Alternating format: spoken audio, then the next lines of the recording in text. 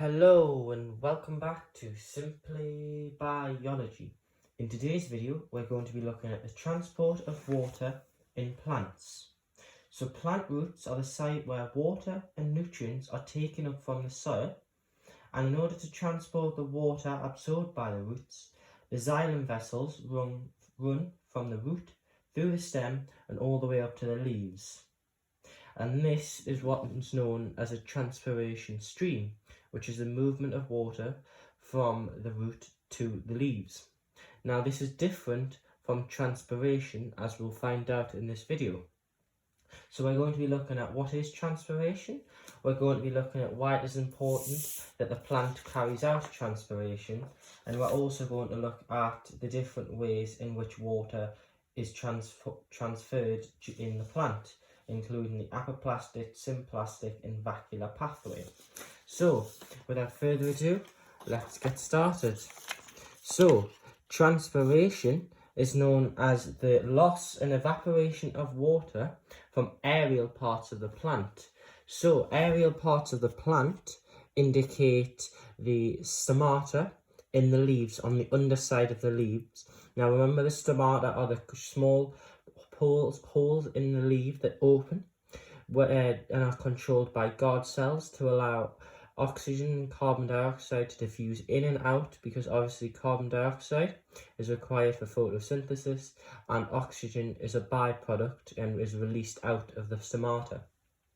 So obviously transpiration is a result of the open stomata, and therefore water evaporates out of the plant. So it's important to note that transpiration, however, is different from a transpiration stream. Now, a transpiration stream is the movement of water from the root through to the stomata and the leaves, and that is obviously different from transpiration, which is the loss of water from aerial parts of the plant. So, why is transpiration important for the plant? So, the movement of water through the plant has a cooling effect. So therefore, in hot temperatures, such as, for example, the desert, the plant can be cooled by the movement of water through the plant, through the xylem, from the root to the leaves. H2O, water, is required for photosynthesis. So obviously carbon dioxide and water produce glucose and oxygen for the plant.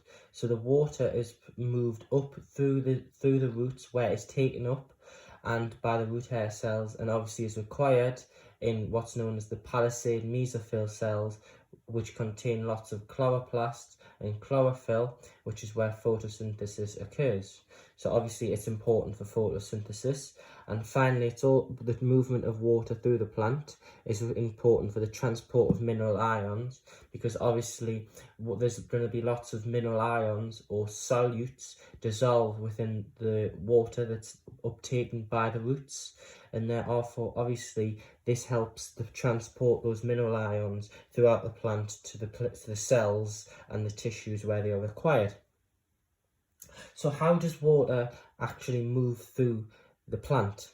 So water moves through the plant by cohesive properties between the water molecules. So remember, if you watch our latest video on water, you'll understand that water is a polar molecule that has weak hydrogen bonds between molecules, and therefore the water molecules form a continuous column up through the xylem. And therefore, as one water molecule, or as if some water molecules are evaporated from the stomata, more water molecules are pulled up. So this causes a continuous stream of water moving up the xylem. Then there's also adhesive properties between the walls of the xylem vessel and the water molecules themselves. So this helps the water molecules continue to move up the xylem and prevents the water molecules from falling back down if the chain was somehow broken.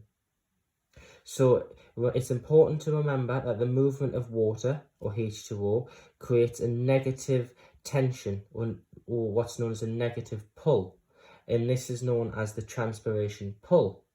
So therefore the movement of water is known as the cohesion-tension theory, and the mechanism and it's a passive process with no energy required to move the water molecules other than the solar energy provided by the sun. Now, we're going to be moving on to how the water actually moves through the plant. So, transpiration is a process, like I've said, there's no energy is required, so it's known as a passive process. So the water can be moved through via both the apoplastic pathway, the symplastic pathway, and the vacuolar pathway. Now, the apoplastic pathway is the movement of water outside the cell walls in the extracellular spaces. The symplastic pathway is the movement of water through the cytoplasm, and this moves via cell to cell from a high water potential to a lower water potential across the plasmodesmata, and this in turn lowers the water potential, so water moves from cell to cell down a concentration gradient. And finally, in the vacuolar pathway, the movement of water is again through biosmosis from a higher water potential to a lower water potential across neighbouring cells via the plasmodesmata, but instead of moving through the cytoplasm in the symplastic pathway, in the vacuolar pathway, you guessed it, the water moves through the vacuoles. So, just a quick note that the endodermal cells are found at the bottom of the root, and these contain a waterproof layer, what's known as suberin.